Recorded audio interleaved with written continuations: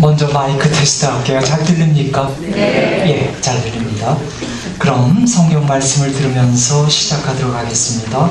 성부와 성자와 성령의 이름으로 아멘. 내가 너희에게 새 계명을 준다. 서로 사랑하여라. 내가 너희를 사랑한 것처럼 너희도 서로 사랑하여라. 주님, 오늘 비가 계속 내리고 있습니다. 이 비 속에서 저희들 또한 은총의 빗줄기를 맞을 수 있게 해주옵소서. 주님 말씀을 통해서 저희들 안에 생명력이 넘칠 수 있게 해주옵소서. 예수님의 이름으로 비나이다. 아멘. 성부와 성자와 성령의 이름으로 아멘. 12페이지 보시면 되고요. 우리가 지난 시간에 새 계명에 대해서 이야기하다가 끝났습니다. 새 계명, 예수님께서 우리를 사랑하신 것처럼 우리가 서로 사랑하는 그 새 계명이요. 그래서 12페이지 보면 첫 번째 문장이 너희가 서로 사랑하면 모든 사람이 그것을 보고 너희가 내 제자라는 것을 알게 될 것이다. 그래서 우리가 새 계명을 살아가게 되면 사람들이 우리가 예수님의 제자라는 것을 알게 된다는 것입니다. 사실 그리스도교 사람들한테는 사랑의 종교로 알려져 있거든요. 이제 그게 바로 요 예수님의 표현이죠. 우리가 서로 사랑할 때 사람들은 우리가 예수님께 속한 자라는 것을 알게 된다는 것인데요. 저는 이 시간에 그 새 계명과 관계해서 그럼 십계명은 필요가 없는 것인가? 예수님께서 우리에게 새 계명을 줬기 때문에 그래서 십계명과 새 계명의 관계에 대해서 좀 더 설명하려고 합니다. 사실 어떤 신자들은 십계명은 더 필요 없다고 얘기를 합니다. 우리는 더 이상 율법의 지배를 받지 않고 은총의 시대를 살기 때문에 구약 성경에 나와 있는 십계명은 필요하지 않더라는 것이죠. 근데 예수님은 그렇게 생각하지 않았어요. 부자 청년이 왔을 때 예수님께 물어보죠. 제가 영원한 생명을 얻으려면 어떻게 합니까? 그때 예수님께서 언급했던 게 십계명이에요. 부자 청년에게 물어봅니다. 살인하지 마라, 간음하지 마라, 도둑질하지 마라, 거짓 증언하지 마라, 어머니와 아버지를 공경하라, 그리고 네 이웃을 네 자신처럼 사랑하라. 이 계명을 네가 지켰느냐? 이렇게 물어봅니다. 십계명은 구약 백성이든 신약 백성이든 상관없이 모두가 지켜야 될 가장 기본적인 계명이죠. 그러니까 우리 그리스도인들도 십계명은 다 외우고 있고 실제로 고백성서 볼 때 우리가 십계명을 생각합니다. 그러니까 고백성서를 보기 위해서 우리 마음을 성찰할 때 내가 십계명 중에 뭘 어겼는가 이렇게 성찰하죠. 그러니까 십계명은 유효한 거죠. 그런데 왜 예수님께서는 새 계명을 주었을까? 십계명만으로는 부족했을까? 예, 십계명만으로는 부족했기 때문에 준 것이겠죠. 그러니까 십계명은 좀 전에도 얘기했지만 아주 기본적인 윤리법입니다. 최소한도의 법이에요. 최소한도로 범죄 행위를 규제하는 것이죠. 그렇기 때문에 적극적으로 생명을 돌보지는 않습니다. 우리가 십계명을 한평생 잘 지키면서도 사랑의 삶을 한 번도 안 살 수 있습니다. 그러니까 십계명만 갖고서는 우리의 삶이 부족한 것이죠. 우리가 거리에서 쓰러져 죽어가는 사람 외면할 수 있어요. 그렇다고 해서 십계명을 어기는 건 아닙니다. 십계명, 이것은 아주 소극적인 거거든요. 죄에다가 초점을 맞추죠. 살인하지 마라, 도둑질하지 마라. 그래서 우리 행위 자체가 죄스러운 행위인지 아닌지를 이렇게 보게 하는 기준점입니다. 하지만 예수님의 계명, 사랑의 계명은 굉장히 적극적이에요. 그 생명을 살리는 것이죠. 그래서 예수님께서 우리가 새 계명을 살게 되면 다른 사람들이 우리가 그분의 제자라는 것을 알 수 있게 된다고 얘기했죠. 특별히 세 계명은 고백성사 볼 때 필요합니다. 많은 분들이 세 계명의 기초에서 마음의 성찰을 하지는 않습니다. 오히려 고백성사를 볼 때 10계명의 기초에서 고백성사를 성찰하는데요. 오히려 적극적으로 3계명의 기초에서 해야 합니다. 우리가 10계명의 기초에서 고백성사를 보게 되면 고백성사 볼 게 별로 없을 겁니다.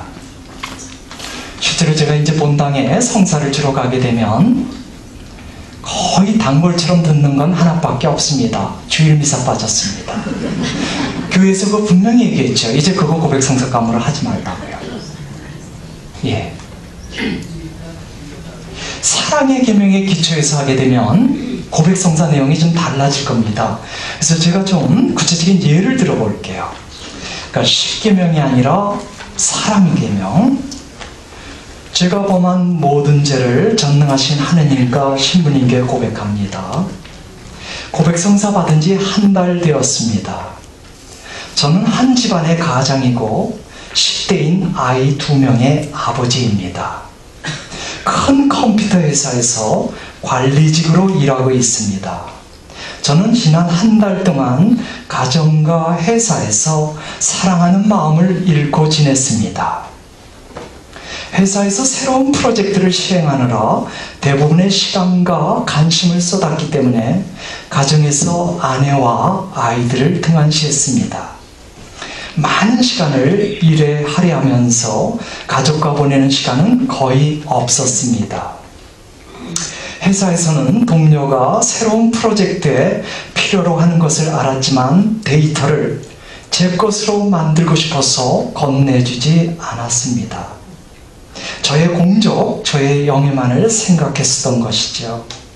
저는 또 성희롱을 당한 것이 분명한 저의 여자 동료를 위해서 증언하지 않았습니다. 이게 3계명에 의한 고백성사예요. 여기에 10계명을 어긴 거 하나도 없어요. 하지만 사랑의 계명에서는 많았습니다. 그래서 앞으로 좀 더 풍요로운 성사를 보고 싶다면 사랑의 계명을 내가 살았는가? 그것도 예수님처럼. 그 계명은 내가 너희를 사랑한 것처럼이거든요. 그래서 이 3계명에서 벗어날 수 있는 사람은 한 명도 없습니다. 누구도 예수님처럼 이웃을 사랑하지 못하니까요. 예.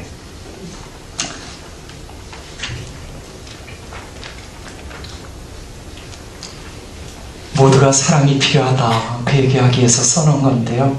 다들 외롭죠. 거기에 L자 하나, 러브를 가리키는 L자 하나만 쓰면 모두가 하나다. 뭐 그런 설명인데 생략하고요. 예. 이제 그 다음으로 넘어갑니다.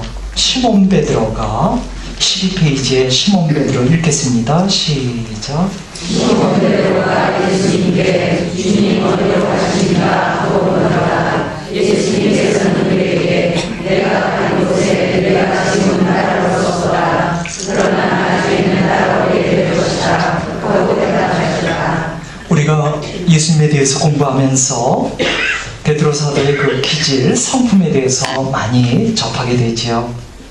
나서기 좋아하고 생각 없이 이야기하고 주님에 대해서 뜨거운 충성은 갖고 있지만 오래가지 못하고 자신감이 넘치다 못해 오만하고 베드로 사도 얘기하는 거예요. 지금 얘기한 이런 베드로 사도의 모습이 그대로 드러난 부분이 바로 또 여기입니다. 베드로 사도가 예수님께 주님 어디로 가십니까? 했는데 예수님께서는 바로 전에 무슨 얘기했냐면 3계명 얘기했어요. 서로 사랑하라고요. 그렇게 사랑하면 너희가 내 제자라는 것을 세상 사람들이 알 거라고요. 근데 베드로 사도는 3계명엔 관심이 없어요. 이 3계명을 주기 전에 주님께서 이제 당신은 떠날 거라고 그랬거든요. 그거에만 관심이 있었어요. 그러니까 예수님이 3계명을 주자마자 즉시 베드로가 했던 말은 주님 어디로 가십니까? 그러니까 관심이 딴 데가 있어요. 그 전에 예수님이 했던 말이 이제 그 말이거든요. 얘들아, 내가 너희와 함께 있는 것도 잠시뿐이다. 내가 가는 곳에 너희는 올 수 없다. 여기에만 사로잡혀 있었던 것이죠. 주님, 내가 가는 곳에 네가 지금은 따라올 수 없다. 이건 지금 대답한 거군요. 예. 33절 거기 있네요. 예. 내가 너희와 함께 있는 것도 잠시뿐이다. 베드로가 이제 이 말만 지금 계속 관심 갖고 있다가 세계명이 끝나자마자 질문 던진 것이죠. 어디로 가냐고요. 근데 예수님께서 뭐라고 응답하시냐면 당신이 가는 곳에 베드로 사도가 따라올 수 없다라는 것이죠. 이게 좀 자존심을 건드렸나 봐요. 베드로 사도에게. 그 다음을 보시면 나와요. 베드로가 다시 주님, 어찌하여 지금은 주님을 따라갈 수 없습니까? 주님을 위해서라면 저는 목숨까지 내놓겠습니다. 그러니까 베드로 사도에게 내가 가는 곳에 너는 따라올 수 없다고 하니까 상당히 강하게 베드로가 지금 나가는 겁니다. 자기가 목숨을 내놓더라도 따라가겠다는 것이죠.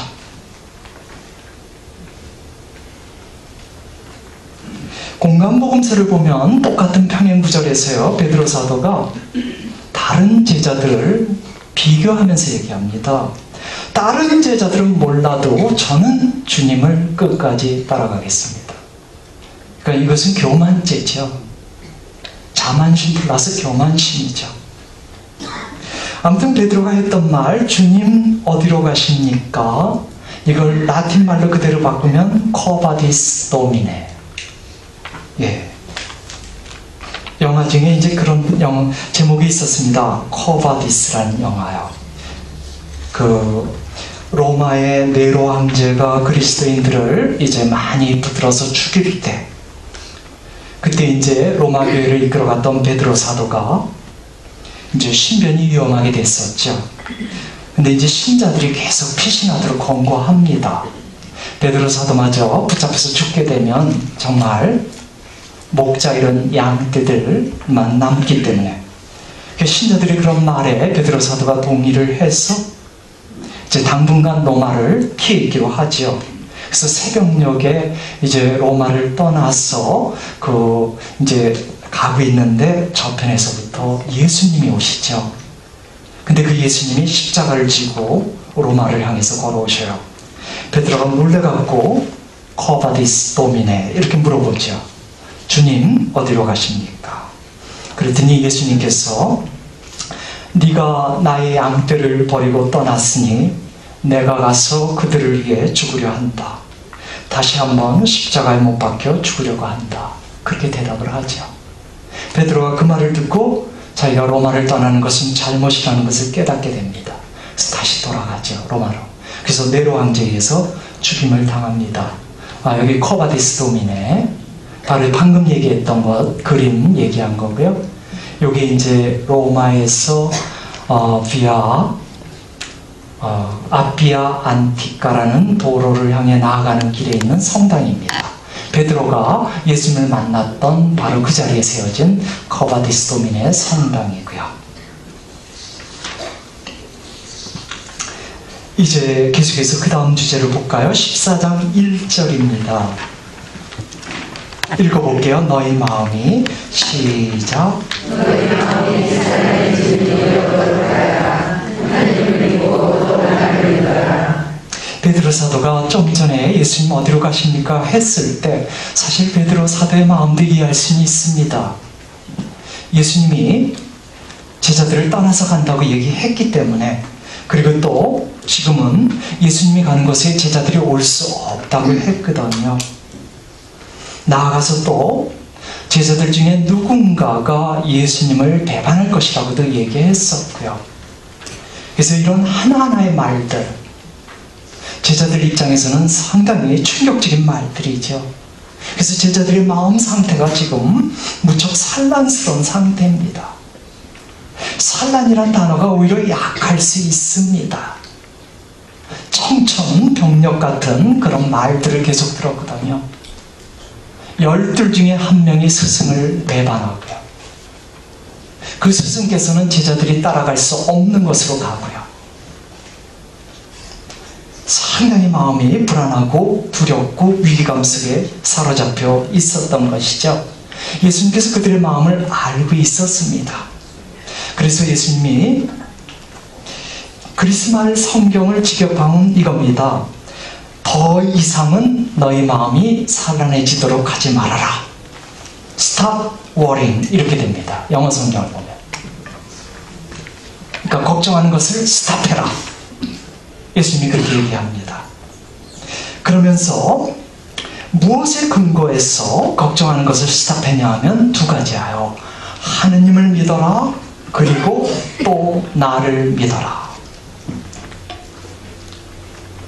그래서 예수님의 이 가르침, 우리 마음이 불안 속에 있을 때에도 똑같은 가르침이에요. 제자들이 지금 불안 속에 있는데 예수님이 하시는 말씀은 하느님을 믿을 것, 그리고 예수님을 믿을 것. 그게 불안에서 벗어나는 길이에요. 우리에게도 똑같이 그분이 말씀하신다는 거죠. 우리가 마음의 평화를 잃어버렸을 때 그분께서 원하시는 것은 우리가 무슨 참선이나 요가 같은 명상을 한다든가 아니면 어떤 체면술과 같은 그런 심리적인 욕구를 찾기를 바라는 것이 아니라 어떤 수단 방법을 찾는 것이 아니라 믿음을 회복하는 것이죠. 하느님에 대한 믿음, 예수님에 대한 믿음이야. 여기서 하느님에 대한 믿음은 좀 이해가 쉽습니다. 우리가 하느님을 믿고 내 안에 담대함을 회복하는 것이 쉬워요. 근데 예수님에 대한 믿음을 회복하는 것은 쉽지 않습니다. 왜냐하면 제자들 입장에서 이 예수님은 곧 붙잡힐 거예요. 지금 예수님이 최후의 만찬에서 말씀하시고 있거든요. 이 말씀이 끝나고 나면 곧 겟세마네 동산에서 붙잡힐 겁니다. 그리고 그 다음날 십자가에서 돌아가시게 될 겁니다. 그래서 예수님의 말씀이 이겁니다. 걱정하는 것을 스탑해라. 하느님을 믿어라. 그리고 그 믿음으로 나를 믿어라. 그러니까 나에게 무슨 일이 있더라도 내가 십자가에서 죽는다 하더라도 변함없이 하느님에 대한 믿음으로 하느님이 이 세상에 파견한 나를 믿어라. 그 뜻입니다. 물론 우리한테는 문제가 없죠. 우리는 하느님을 믿고 예수님을 믿는 것. 근데 사도들 당시엔 달랐죠. 왜냐하면 예수님이 비참하게 죽을 거니까요. 아무튼 우리한테 두 가지는 중요합니다. 우리가 마음의 평화를 잃었을 때 어떻게 회복할 수 있는가?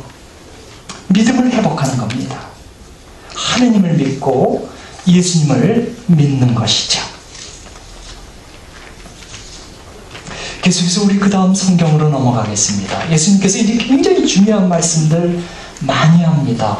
12페이지 맨 마지막입니다. 내 아버지, 시작. 내 아버지의 죄는 고찰 곳이 많다. 그렇지 않으면 내가 너희를 위하여 자리를 마련하라고 한다고 말하겠느냐. 내가 가서 너희를 위하여 자리를 마련하면 다시 와서 너희를 데려다가 내가 있는 곳에 너희도 같이 있게 하겠다. 모든 그리스도인들이 기다리는 곳이 있어요. 특별히 죽음을 가까이 느끼시는 분들이 기다리는 곳이 있죠. 바로 천국입니다. 하느님 아버지의 집, 그리고 우리의 집. 우리가 죽으면 천국 간다는 것을 확고히 믿습니다. 천국에 가면 우리가 머물 처소가 마련되어 있어요. 그 근거 구절이 바로 방금 읽은 성경 구절입니다. 예수님의 이 약속 말씀, 내 아버지의 집에는 거처할 것이 많다. 그렇지 않으면 내가 너희를 위하여 자리를 마련하러 간다고 말하였겠느냐. 내가 가서 너희를 위하여 자리를 마련하면 다시 와서 너희를 데려다가 내가 있는 곳에 너희도 같이 있게 하겠다. 그래서 천국에 우리의 자리가 마련되어 있고 또 주님께서 우리를 기다리고 계시고요. 상당히 위로가 되는 그런 약속 말씀입니다. 바로 이 말씀에 근거해서 우리가 죽음을 대할 때 다른 사람들과 달라지는 겁니다. 그리고 또 이 말씀, 천국에 우리의 자리가 있다는 것이 생을 대하는 태도도 달라지는 것이고요. 그래서 생사관이 우리는 다릅니다. 죽음에 대한 우리의 태도, 생에 대한 우리의 태도가 다릅니다. 그래서 먼저 죽음에 대한 우리의 태도부터 설명하죠. 죽음의 순간에 위로를 주지 못하는 종교는 종교라고 하긴 좀 어렵습니다.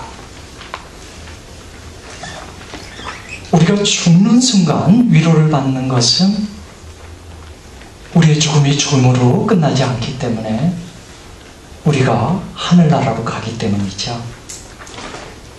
그래서 우리 모두가 기다리는 곳이 또 천국이고요. 이게 이제 죽음에 대한 우리의 태도를 바꿔놓은 것이죠.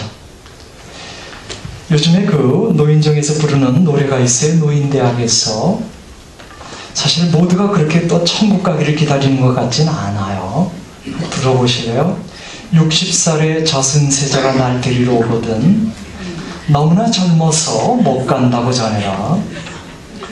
70살의 저승사자가 날 데리러 오거든 애인이 있어서 못 간다고 전해라. 80살의 저승사자가 날 데리러 오거든 아직 할 일이 있어서 못 간다고 전해라. 90살의 저승사자가 날 데리러 오거든 이래봐도 아직은 쓸만하다 전해라. 100살의 저승사자가 날 데리러 오거든 좋은 날 받아서 갈 테니 너무 서둘지 마라 그래. 실제로 노인대학에서 이 노래를 부릅니까? 네. 우리가 언제까지나 이 세상에 머물 수는 없지요. 그리고 이 세상에 계속해서 머물러 있다고 해서 우리가 행복한 것은 아니고요. 우리가 있어야 할 자리에 있을 때 우리는 정말 행복하니까요. 사실 이 세상은 우리의 본향은 아니죠. 우리가 정말 있어야 할 고향, 본향은 따로 있죠. 그래서 우리가 천국 본향이라고 그럽니다. 물고기가 있어야 할 자리는 바닷가죠. 물가죠. 그 물고기를 육지에다가 끌어올립니다. 그럼 아가미가 펄떡거리고 비늘이 말라버리겠죠. 그런 물고기에게 우리가 부드럽게 자꾸 만져주고 또 물을 뿌려줍니다. 그 물고기에게. 그럼 물고기가 행복할까요? 전혀 행복하지 않죠. 물고기는 어서 물속으로 들어가야 행복하겠죠. 우리도 마찬가지. 만약에 우리 목숨이 200년, 300년 허락된다면 우리는 죽기를 원할 겁니다. 우리가 있을 곳은 여기가 아니기 때문에요.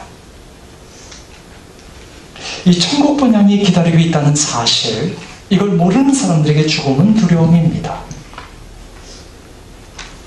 왜냐하면 죽고 나서 그를 기다리고 있는 주님, 영원한 생명 없기 때문이죠. 그래서 평소에 젊었을 때 나는 천당 같은 데는 안 간다. 차라리 염라대왕한테 가서 장기나 한 판 두지. 이렇게 얘기했던 사람들조차도 죽음이 가까이 오면 굉장히 두려워하지요. 굉장히. 생을 굉장히 의롭게 살았다 하더라도 두려움은 변함이 없습니다. 그래서 지금 성산문 파워포인트에 쓰였습니다. 단종을 위해서 끝까지 자기 목숨을 바쳤던 사람이죠. 의로운 사람입니다. 그렇지만 그가 죽음 앞에서 이런 식으로 얘기했습니다. 둥둥둥 북소리 사람의 목숨을 재촉하고 고개 돌려보니 해가 서산으로 저무는구나. 황천 가는 곳 주막 하나 없다는데 오늘 밤 이 몸 머물 곳이 있을까?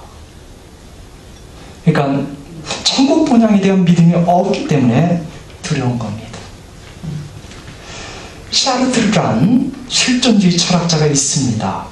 우리가 철학을 전공하지 않았어도 다들 샤르트르는 들어봤습니다.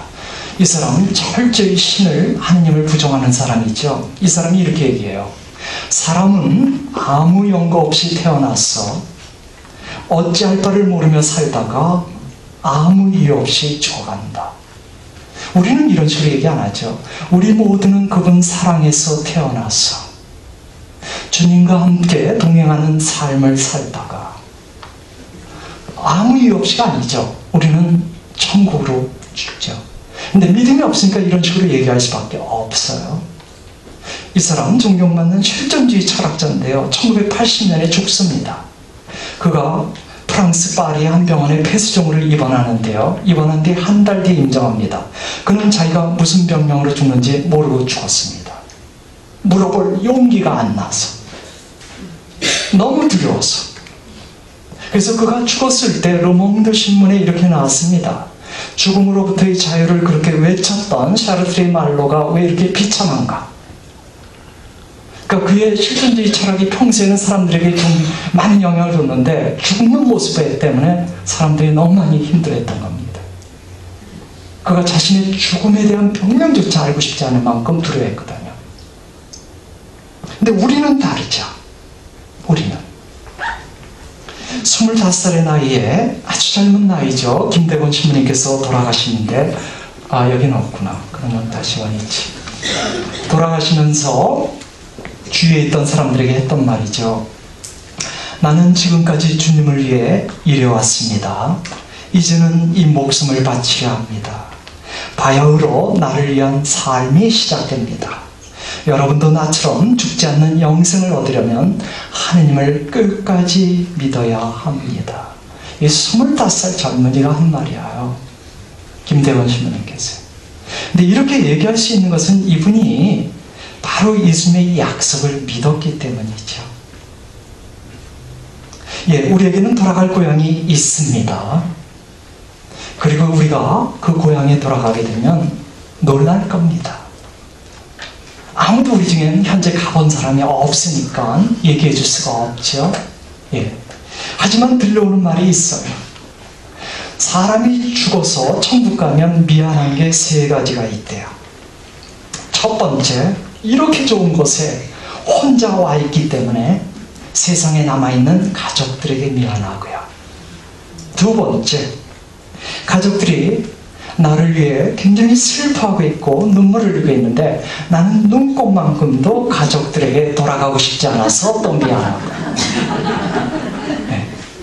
그 다음에 3번째는 내 힘으로 천국에 온 것이 아니라 그분의 조건 없는 자비, 사랑 때문에, 그리고 주위 신자들의 기도 때문에 왔기 때문에 아주 많이 미안하답니다.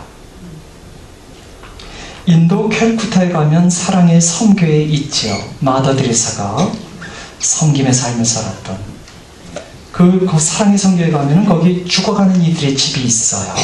예. 힌두교 회당을 받아서 거기 죽어가는 이들을 모셨는데 그 죽어가는 이들 집에 발을 들어놓게 되면 한쪽 벽에는 나는 천국으로 갑니다. 그 다음에 저쪽 벽에는 뭐라고 써있냐면 천국에 가도록 도와주신 분들께 감사드립니다. 이렇게 써있습니다. 예.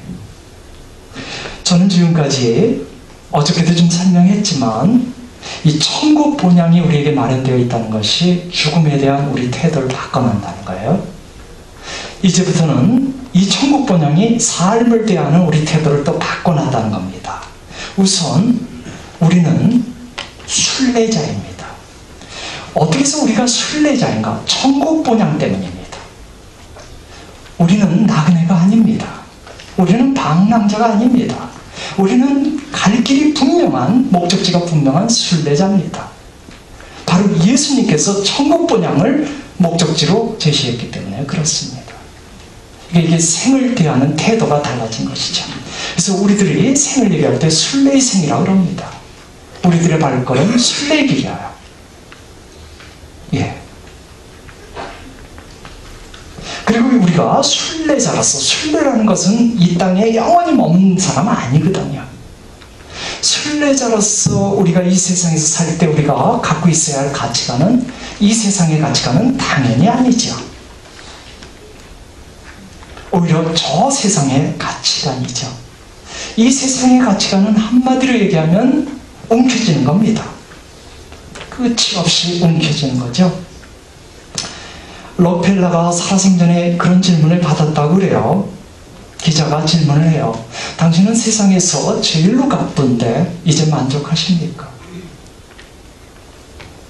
얼마 더 벌어야 이제 충분하다고 생각합니까? 그때 록펠러가 슬그머신 미소를 지으면서 만족할 수 없지요. $1만 더 그랬다고 합니다. 네. 그러니까 만족할 수 없다라는 말을 상징적으로 1달러만 더 그렇게 표현한 것이죠. 이게 이제 세상의 가치관입니다. 우리가 이런 가치관을 갖고 살 수는 없습니다. 순례자이기 때문에. 그래서 우리 안에 끊임없이 움켜쥐고 싶은 욕망이 있을 때 이런 식으로 들려줄 필요가 있죠. 나는 이 세상에 잠시 있을 뿐이다. 나에게 필요한 것은 그저 나 자신과 가족들의 부양을 위한 정도면 충분하다. 만일 하느님께서 그 이상으로 재물을 주신다면 그것은 섬기는 데 쓰라고 주시는 축복일 뿐이다. 나는 내가 필요로 하는 것 이상으로 재물을 추구하면서 재물이 종이 되지는 않을 것이다. 주님의 말씀대로 나는 주님과 만문을 동시에 섬길 수는 없기 때문이다. 그래서 생을 대하는 태도가 우리는 달라집니다. 계속해서 우리는 생을 살아가면서 좀 더 여유 있게, 좀 더 온유하게 살아갈 수 있습니다. 2000년까지 운행됐던 기차 중에 하나가 비둘기호입니다. 이 비둘기호는 완행열차예요. 이거는 정류장마다 쓰는 기차입니다. 아무튼 비둘기호 승객들 대합실 문이 열리면 기차를 향해서 걸어가지는 않습니다. 다 죽어라 달려갑니다. 좌석을 잡기 위해서죠. 근데 새마을호 승객들은요, 대합실 문이 열리면 뛰어가는 사람은 아무도 없습니다. 천천히 걸어갑니다. 왜 비둘기호 승객들은 그렇게 뛰어갈까? 공부를 많이 안 해서 그럴까? 아니요, 좌석이 없어서. 완행열차는 아예 좌석이 처음부터 없죠. 새마을호는 왜 천천히 걸어갈까? 교양이 많아서? 아니요, 좌석이 다 정해져 있으니까. 예, 좌석이 정해져 있느냐 없느냐에 따라서 그렇게 사람이 여유가 있기도 하고 없기도 하네요. 이것은 일종의 우화입니다. 우리에게는 이미 좌석이 정해져 있습니다. 하늘에 우리의 처소가 마련되어 있는 것이죠. 그렇기 때문에 우리는 심적으로 여유를 갖습니다. 가장 중요한 문제가 생사 문제인데 그게 해결돼 버렸거든요. 우리. 그렇기 때문에 삶의 아픔이 좀 있다 하더라도 신앙이 없는 사람들처럼 그렇게 처져야하고 그렇게 여유 없어하고 한숨을 쉬지는 않습니다. 예, 새마을호 승객처럼 천천히 걸어갈 수 있는 것이죠. 소낙비와 천둥번개도 사흘을 넘기지 못한다, 이런 말이 있습니다. 모든 것은 다 지나가게 되어 있고요. 지나가지 않는 것은 그분뿐이죠. 예. 때로 우리가 이 세상 순례 여정에서 고통을 겪을 수 있습니다. 육신의 병고. 그러면서 굉장히 힘들게 우리가 투병 생활을 할 수 있습니다. 그럴 경우에도 마찬가지입니다. 하늘나라의 처소가 마련되어 있다는 것이 얼마나 우리에게 위로를 주는지 모릅니다. 한 형제가 그 투병 생활이 너무 힘들어요. 그래서 이렇게 얘기해요. 산다는 것이 어찌 이리 참혹한지요. 이건 이분의 그 병의 상태를 가리키는 거죠. 근데 여기서 안 끝나요. 하지만 이 세상은 결국 지나는 것을, 다음 세상이 나에게 존재하니 얼마나 다행스러운지요. 언젠가 이 육신을 훌훌 벗어버리고 생명 충만히 그분과 함께 살아갈 거니까요. 이 조니 타다라고 여기 미국의 젊은이인데 지금은 아닙니다. 지금 상당히 나이가 많죠. 17살 때 다이빙을 하다가 사고를 당해서 목 아래 부분이 몽땅 다 마비된 사람입니다. 사고가 있고 나서 몇 년 동안 하느님을 향한 원망과 함께 자살하고 싶은 충동 속에서 살았습니다. 자살을 할 수는 없어요. 움직이질 못하니까. 목 아래가 다 마비됐으니까요. 좌절, 분노, 쓰라림, 하느님을 향한 이제 분노죠. 이런 게 전부였습니다. 몇 년 뒤에 이제 그 고통을 받아들일 수 있게 되는데 그 근거는 바로 예수님이 좀 전에 했던 그 말씀입니다. 이분이 했던 말을 제가 읽겠습니다. 나는 정말 믿는다. 나의 뒤틀려 굽어진 손가락들, 깡말라 비틀어진 근육들, 앙상하게 드러난 양무릎, 목 아래 아무 감각이 없는 나의 몸이 언젠가 아름다고 힘있는 몸으로 변하게 될 것임을 나는 믿는다. 천국에서 새 몸을 얻게 되면 온갖 재미있는 일들을 하기로 나는 친구들과 약속을 했다. 이 약속에 대한 나의 확신은 분명하다. 나는 친구들과 한 그 약속을 결코 가볍게 생각하지 않는다. 천국에서 나는 이 약속들이 실현될 것임을 믿고 있다. 17살 때 온몸이 마비됐어요. 이 사람이 어떻게 살겠어요? 근데 이 사람이 살게 하는 말이 바로 좀 전에 그 말입니다. 내 아버지 집에는 거처할 곳이 많다. 그러니까 천국 본향이라는 것이 이 사람에게 살아갈 힘을 준 겁니다. 그래서 지금까지 저는 천국 본향 때문에 우리는 죽음에 대한 태도도 바뀌었고 생을 대하는 태도도 바뀌었다, 여기까지 얘기했고요. 사실 우리는 천국을 찾을 그리워해야 합니다. 천국을 그리워하는 것은 우리가 이 세상에서 도피하겠다는 태도는 아닙니다. 오히려 이 세상을, 순례의 생을 더 적극적으로 하느님께 영광을 드리면서 살면서 또 우리가 갈 곳, 그곳을 그리워하는 것이죠. 우리가 그분의 자녀라면 당연히 우리의 집을 그리워할 수밖에 없겠죠. 어린아이가 하나 울고 있습니다. 집을 못 찾아서 울고 있어요. 근데 믿을 만한 사람이 가서 그래요. 울지 마렴. 내가 집까지 데려다 줄게. 그러면 이 아이가 울음을 또 그쳐요. 아직 집에 가지도 않았는데 울음을 그쳐요. 믿을 만한 사람이 집까지 인도해 주니까요. 예, 우리도 마찬가지. 천국을 그리워하는 것은 그리워할 때마다 우리 안에 힘이 올라오니까요. 예, 이제 또 계속 새로운 주제로 넘어갑니다. 13페이지에 너희는 내가 어디로 가는지, 시작. 너희는 내가 어디로 가는지 누구를 알고 있다. 그러자 토마스가 예수님께 말하였다. 주님, 저희는 주님께서 어디로 가시는지 알지도 못하는데 어떻게 그들을 알 수 있겠습니까? 예수님께서 그에게 말씀하셨다. 나는 길이요 진리요 생명이다. 나를 통하지 않고서는 아무도 아버지께 갈 수 없다. 예수님께서 그동안 당신이 누구란 얘기를 많이 했습니다. 나는 생명의 빵이다. 나는 세상의 빛이다. 나는 착한 목자다. 이런 식으로요. 근데 이번에는 삼중구주였어요. 나는 길이요 진리요 생명이다. 그러니까 예전과 달리 당신이 어떤 분인지를 무려 삼중구조로 설명했기 때문에 상당히 의미가 깊습니다. 요 길, 진리, 생명, 이것은 아담과 이브가 원죄를 저지르기 전에 누렸던 특혜들입니다. 아담은 에덴 동산에서 하느님께 나아가는 길을 갖고 있었습니다.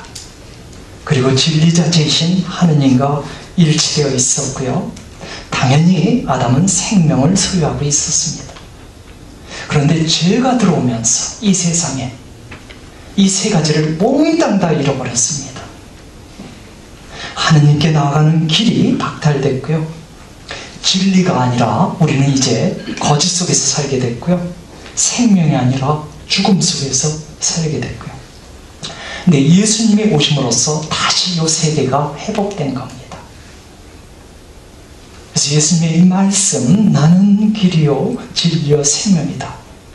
에덴 동산에서 최초의 인류가 누렸던 이 삶을 우리가 다시 살게 된 겁니다. 굉장히 귀한 선물을 예수님이 준 거죠. 특별히 길, 진리, 생명 중에 길이 핵심입니다. 나머지 두 개, 진리와 생명은 오히려 그 길을 알려주는 이야기입니다. 그러니까 예수님이 진리이시기 때문에 우리에게 길이 되시고요. 예수님이 당신 안에 생명을 갖고 있기 때문에 우리에게 길이 되시고요. 그러니까 길이 초점입니다. 그 좀 전에 우리가 읽은 거 보면 길이 초점이라는 것을 알 수 있는데요. 예수님께서 나는 길이요 진리요 생명이다 하면서 뭐라 그러냐면 나를 통하지 않고는 아무도 아버지께 갈 수 없다. 이건 길을 가리키는 거잖아요. 나를 통하지 않고는 아무도 아버지께 갈 수 없다. 그러니까 예수님이라는 길, 그 길을 통해서만 아버지께 갈 수 있다 이거죠. 그래서 예수님이란 그 길을 우리가 걸어갈 때 진리와 생명을 수용한다는 거죠.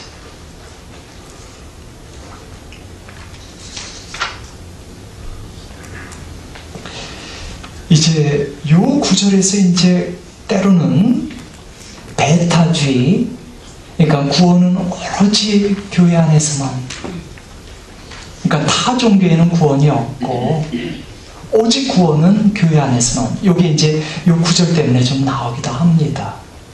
그러니까 예수님께서 당신을 통하지 않고는 누구도 아버지께 갈 수 없다.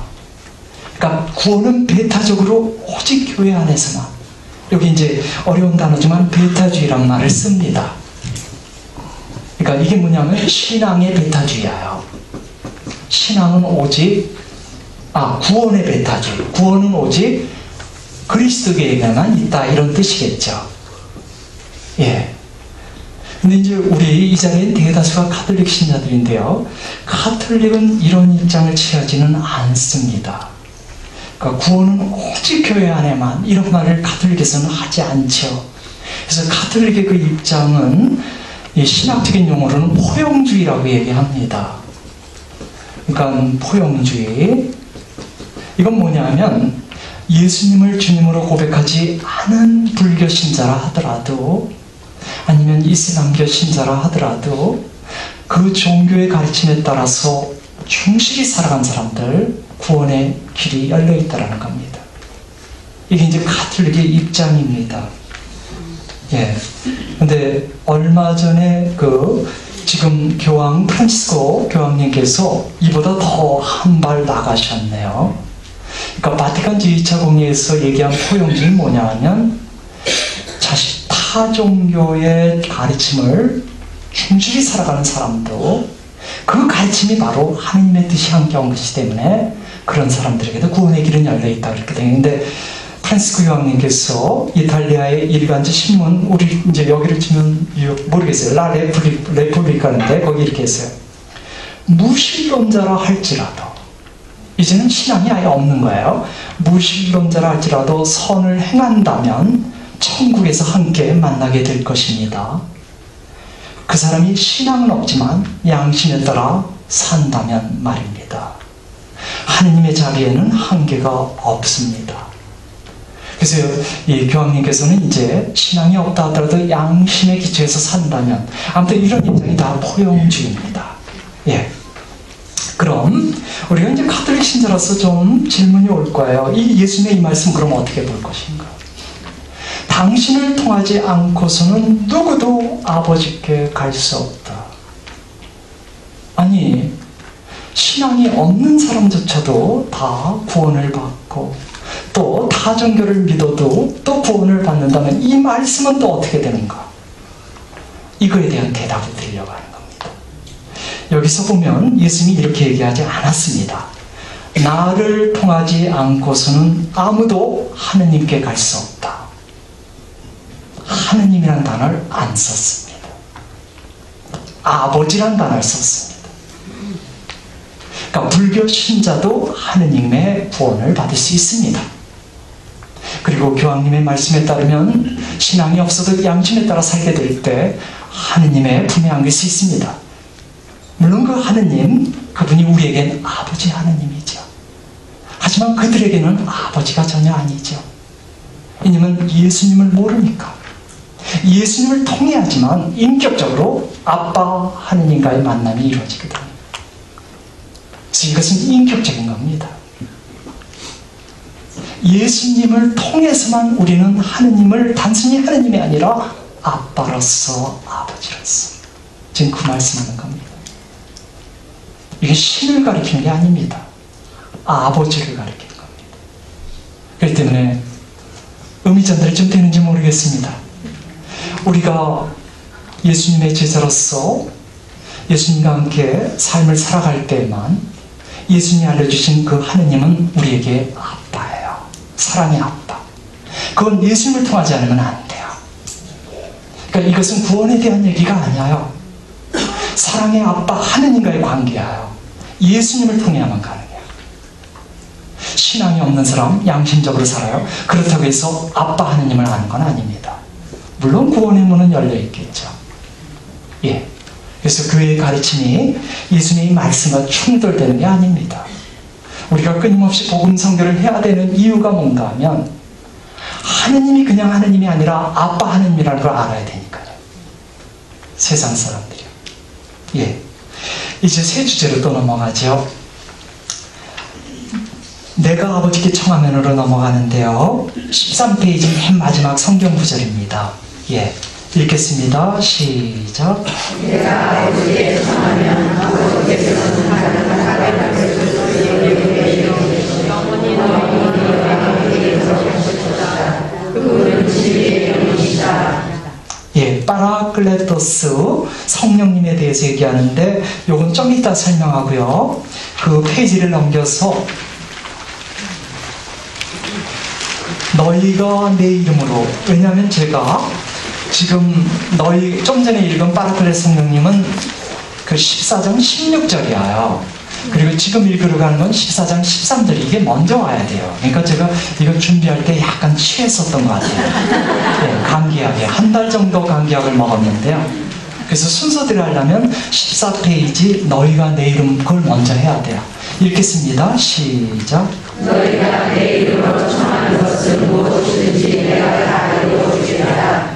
그리하여 아버지께서 아들을 통하여 영광스럽게 계시도록 하겠다. 너희가 내 이름으로 청하면 내가 다 이루어주겠다. 방금 읽은 이 성경 말씀에 무려 2번이나 예수님께서 약속해요. 당신의 이름으로 아버지께 청하는 것은 다 이루어질 것이라고요. 그러니까 13절에 한 번 얘기하고요. 14절에 또 얘기하고요. 벌써 2번 나온 거죠. 근데 예수님 고별사에서 또 얘기해요. 그 밑에 있습니다. 15장 16절에 보면 또 있네요. 너희가 내 이름으로 아버지께 청하는 것을 그분께서 너희에게 주시게 하려는 것이다. 그 다음에 또 16장에 또 있네요. 여러분들 유인물이 있어요. 내가 진실로 진실로 너희에게 말한다. 너희가 내 이름으로 아버지께 청하는 것은 무엇이든지 그분께서 너희에게 주실 것이다. 지금까지 너희는 내 이름으로 아무것도 청하지 않았다. 청하여라 받을 것이다. 그래서 예수님께서 고별사에서 4번에 걸쳐서 당신의 이름으로 청해라. 하느님 아버지께 그럼 무엇이든지 응답받을 것이다 얘기를 했습니다. 무려 4번에 걸쳐서 예수님이 약속했기 때문에 어떤 분들은 이 약속대로 이루어져야 한다고 믿습니다. 그리고 이루어지지 않을 때 실망하게 되고 때로는 절망하게 되는 것이죠. 그러니까 예수님의 이름으로 무엇이든지 청하면 아버지께서 응답할 거라고 4번 약속했으니까. 우리들도 마찬가지일까요? 우리가 청한 기도가 있는데 그 기도가 응답되지 않을 때 이렇게 4번이나 약속한 걸 본다면 이 약속 앞에서 우리 좀 화가 날 겁니다. 한 번도 아니고 4번 약속했다. 예수님의 말씀과 다르게 사실 응답받는 것보다 응답 안 받는 경우가 더 많은 것 같아요. 우리 신앙생활을 보면 좀 그런 것 같아요. 고백록에 보면 아우구스트 성인께서 학교에 가면서 항상 기도했던 게 있어요. 제발 오늘만큼은 선생님에게 매맞지 않기를. 그런 날 더 많이 맞았어요. 그 고백록에 나옵니다. 그렇게 간절히 기도한 날은 더 많이 두들겨 맞고 돌아왔다. 썸머셋 모음이라는 그 소설가지요. 이 사람이 인간의 굴레라는 책을 썼어요. 이 사람은 신앙을 버린 사람이에요. 자기 자전적인 소설인데 바로 이 사람 얘기인데요. 어떻게 해서 신앙을 잃게 됐는가 그 안에 쓰고 있습니다.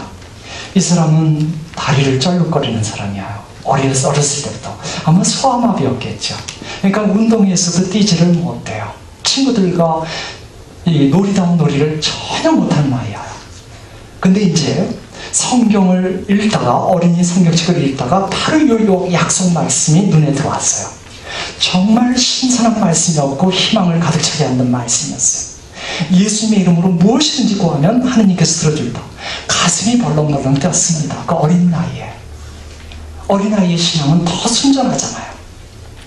그래서 그는 그날 밤에 간절히 기도했습니다. 예수님의 이름으로 기도합니다. 저의 다리가 온전해지기를 기도합니다. 내일 아침에 일어나면 제가 다른 친구하고 똑같이 제 다리가 정상이 될 것을 기도합니다. 그리고 그렇게 응답받을 거 저 믿습니다. 그 어린아이이지만 믿음의 기도를 했습니다. 그리고 그때가 겨울철이었는데 예수님께서, 하느님께서 자기에게 큰 응답을 줄 건데 거기에 맞게 자기도 뭔가 해야 된다 그래서 추운 겨울날인데 잠옷도 안 입었습니다. 그리고 이불 속에 들어갔으면 얼마나 추웠겠어요. 그렇지만 나름대로 아빠 하느님한테 자기 나름대로 희생하고 싶었어요. 그래서 처음엔 잠자리도 잠을 못 잤죠. 너무 추워서. 잠옷도 안 입고 들어갔으니까요. 나중에 이제 잠이 들었습니다. 아침에 눈이 떴을 때 가슴이 설레요. 만져보고 싶어요, 자기 다리를. 근데 그것은 의심의 행위처럼 와요. 주님께서 다리 낫게 했으니까 만지지 말자.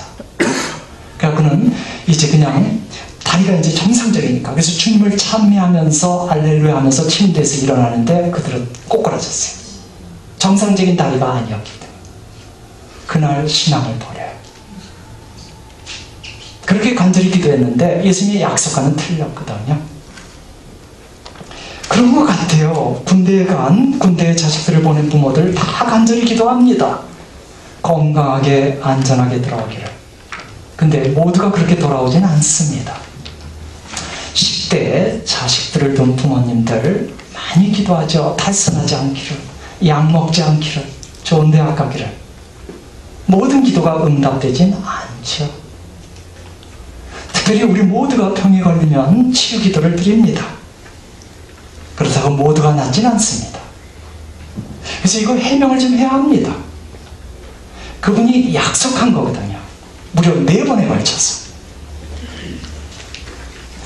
그래서 만약 하느님께서 우리가 청하는 대로, 예수님 약속 그대로 모든 것을 응답해 준다면 그럼 어떻게 될까? 예, 신혼부부는 내일 화창하게 되기를 기도합니다. 근데 이제 농부는 비가 내리기를 원합니다. 하느님 분열증 걸릴 겁니다. 축구 경기가 이루어져요. 이 팀에서도 이기게 해달라고 그러고 저 팀에서도 이기게 해달라고 합니다. 한 초등학생이 미국의 수도는 어딥니까? 했더니 뉴욕이라고 대답을 했어요. 근데 나중에 알고 보니까 뉴욕이 아니라 워싱턴이에요. 그래서 얘가 어떻게 했는지 알아요? 하느님 제발 미국의 수도를 뉴욕으로 바꿔주세요. 예수님의 이름으로 비나이다. 만약 예수님 말씀이 있었으니까 바꿔주면 어떻게 됩니까? 매번 바꿔야 합니다. 필라델피아를 쓰는 또 필라델피아를 바꿔줘야 됩니다. 예, 몇 년 전에 이런 영화가 있었어요. 브루스 올마이티. 예, 짐 캐리 주인공으로 나왔죠. 이 사람이 이제 기자인데, 사건 취재 기자인데 화가 많아요, 하느님께.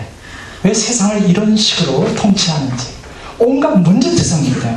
하도 하느님께 신명기를 내니까 한 번은 하느님이 나타나죠.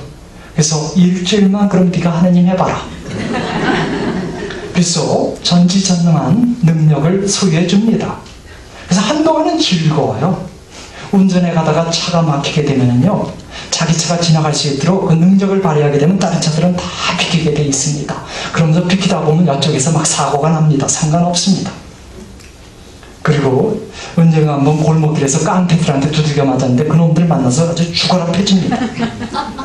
또 여자친구 감동시켜준다고요, 그 분위기를 연출한다고 여자친구 눈앞에까지 달을 가까이 끌어오겠습니다. 덕분에 일본이 해일이 생겨갖고 다 물에 잠겨버려요. 영화에 그런 얘기 나오죠. 이런저런 일을 겪으면서 이 브루스 올마이티 뭘 깨닫냐면 하느님이 인간이 청하는 모든 걸 들어주면 재앙이다. 그 영화의 주제가 그거예요. 네. 근데 이 영화 속에 보면 하느님께서 이 주인공한테 연락할 때 호출기로 연락을 했어요. 제가 혹시 몰라서 177 여기 있어요. 요 번호예요. 근데 이 번호가 실제로 미국의 캘리포니아에서 지금 어떤 사람이 쓰고 있어요. 캐시 로마노예요. 여러분들 전화하면 캐시가 받을 거야. 이 영화가 있고 나서 이 사람이 수도 없이 전화를 받았어요. 혹시나 해서 한 거예요. 혹시나 해서 받았는데 여자 목소리거든요. 그럼 저쪽에서 뭐라고? 오, 하느님이 여자야. 지금도 이 전화 여전히 쓰고 있대요. 캐시 로마노가. 예, 뭐 흡족하지는 않지만 왜 청하는 것을 응답하지 않는가? 약간 지금 우리가 보고 있는 거죠. 그 우리의 청음 기도가 응답받기 위해서는 전제 조건이 있습니다. 우선 좀 전에 읽은 거 다시 한번 보실래요? 이 요한복음 14장 13절과 14절 두 번에 걸쳐 예수님께서 당신의 이름으로 아버지께 청하면 무엇이든지 들어준다고 해요. 근데 그 사이에 전제 조건이 있어요. 하느님께 영광이 되어야 돼요.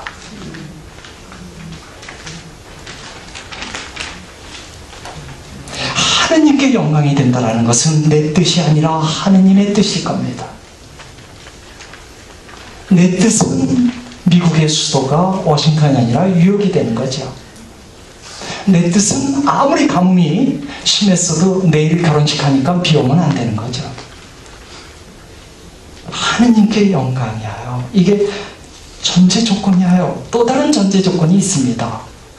당신의 이름으로가 전제 조건이에요. 예수님의 이름으로 기도한다는 것은 바로 예수님의 뜻입니다.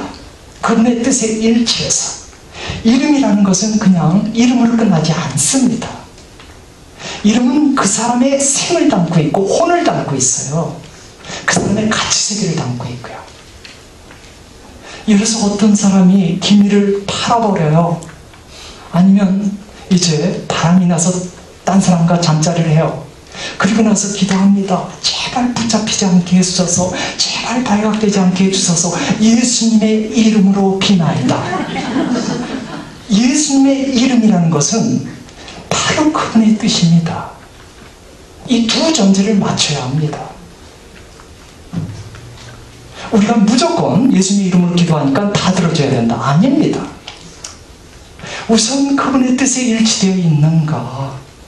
나의 욕심을 채우려는 거 그분의 뜻과는 관계가 없습니다.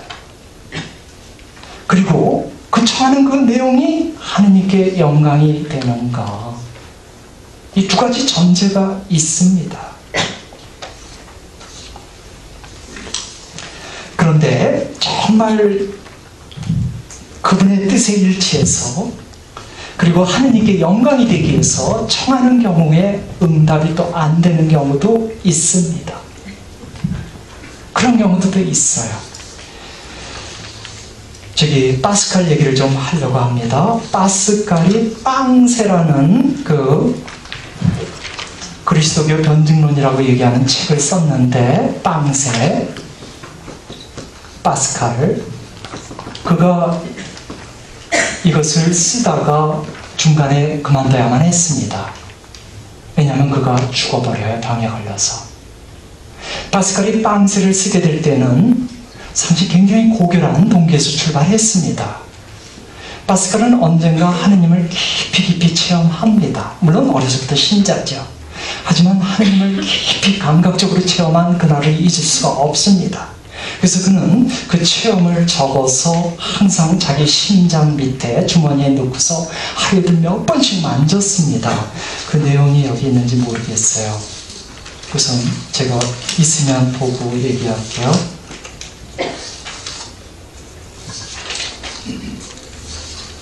예. 그러니까 몇 월 며칠 몇 시부터 몇 시까지 그러면서 위로, 기쁨, 확실함 이러면서 자기 체험을 쓴 게 있습니다. 그래서 늘 그걸 자기가 만지면서 그 체험 세계 속에 하느님을 기억하면서 살았죠. 그러면서 결심한 게 뭐냐면 자신의 그 지성을 갖고서 그리스도의 신앙을 믿음이 없는 사람들한테 좀 전하기로. 그래서 10년에 걸쳐서 책을 쓰기로 결심했습니다. 근데 그 책을 쓰기 시작한 지 얼마 안 돼서 그가 병에 걸려요. 그래서 빵새는 미완성 작품이에요. 이것은 1년도 못 쓰고 끝난 겁니다. 그랬을 때 사실 예수님의 이름으로 출발한 거예요. 빵새는 신앙을 증언하기 위해 쓴 거니까요. 하느님께 영광을 되기 위해서 쓴 거예요. 근데도 하느님께서 그걸 들어주지 않네요. 그런 경우도 또 있네요.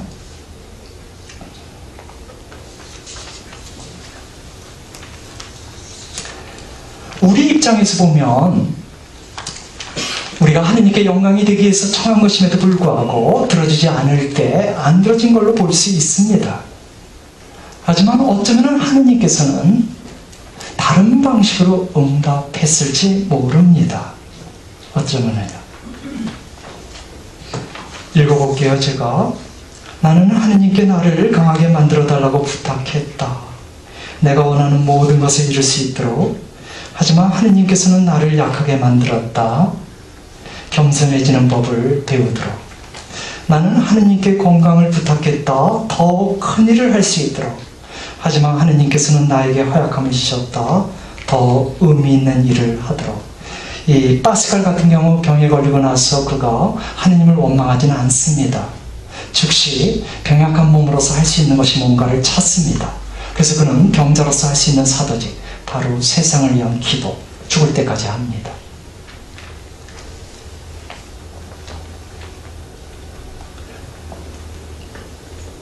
나는 재능을 달라고 부탁했다. 그래서 사람들의 찬사를 받을 수 있도록. 하지만 난 열등감을 선물로 받았다. 하느님의 필요성을 느끼도록. 나는 내가 부탁한 것을 하나도 받지 못했지만 내게 필요한 모든 것을 선물 받았다.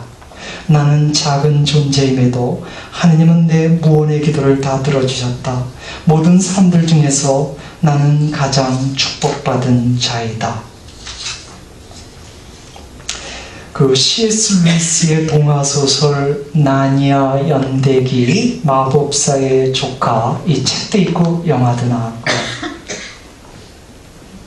이 영화에 보면 이 디골이라는 소년이 나옵니다. 디골이 킬케. 엄마가 죽어가고 있어요. 그래서 그 엄마를 살리기 위해서 이 디골이가 아슬란, 저 사자죠, 예수님을 가리킵니다. 사자에게 가서 간절히 부탁합니다. 엄마를 낫게 해줄 요술사과를 달라고요. 근데 가타부터 사자가 응답을 하지 않습니다. 그래서 디고리는 실망하죠. 왜냐하면 응답을 안 하니까요. 그래서 힘없이 물러납니다. 그렇지만 엄마를 살려야 되니까 또다시 또 갑니다. 사자에게, 예수님에게 또 갑니다.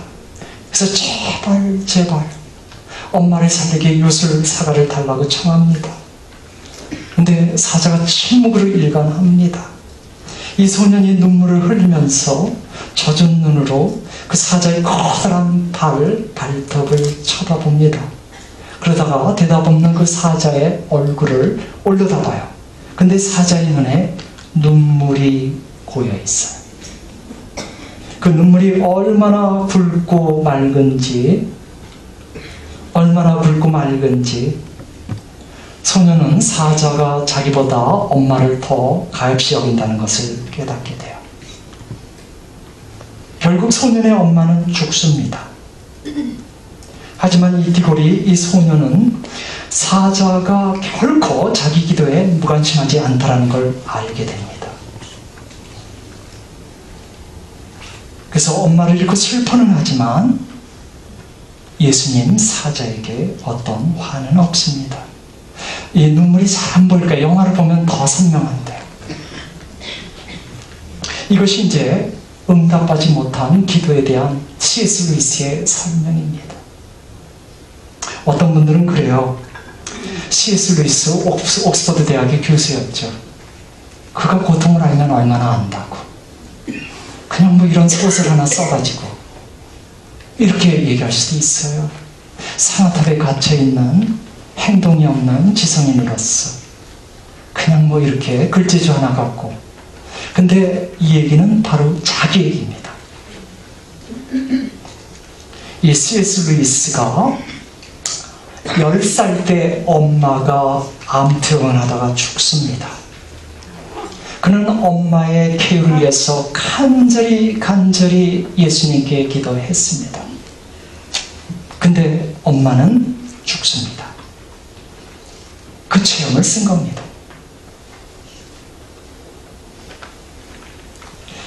한 살짜리 그리고 3살짜리도 아기죠. 갓난아기 그리고 3살짜리 아기.